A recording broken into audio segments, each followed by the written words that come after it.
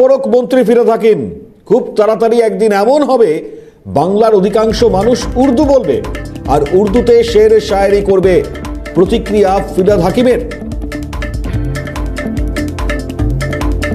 इंशाअल्लाह ताला एक दिन ऐसे होगा जब बंगाल के आधे पॉपुलेशन वो भी उर्दू बोलेंगे और उर्दू शेर शायरी बोलेंगे। इंशाअल्लाह ताला एक दिन ऐसे होगा जब बंगाल के आधे पॉपुलेशन वो भी उर्दू बोलेंगे और उर्दू शेर शायरी बोलेंगे।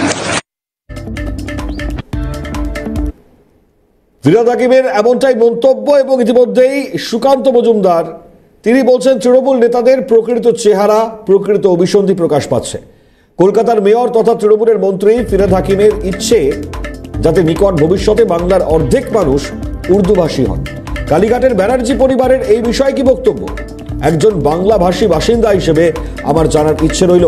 সোশ্যাল মিডিয়ায় মন্তব্য করেছেন বিজেপি রাজ্য সভাপতি সুকান্ত মজুমদার এই ভিডিওটিকে পোস্ট করে। শোনায়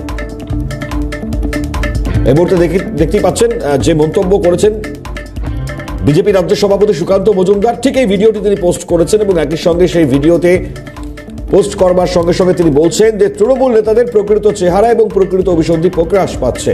কলকাতার মেয়র তথা তৃণমূলের মন্ত্রী ফিরহাদ হাকিমের ইচ্ছে যাতে নিকট ভবিষ্যতে বাংলার অর্ধেক মানুষ উর্দুভাষী হন। কালীঘাটের ব্যানার্জি পরিবারের কাছে এই বিষয়ে কি বক্তব্য? একজন বাংলাভাষী বাসিন্দা হিসেবে আমার জানার ইচ্ছে রইল। সোশ্যাল মিডিয়ায় মন্তব্য করেছেন বিজেপি রাজ্য সভাপতি সুকান্ত মজুমদার। সুকান্ত মজুমদার এ বিষয়ে কি বলছেন? তিনি বলছেন বাংলার 50% মানুষ নাকি উর্দুতে কথা বলে।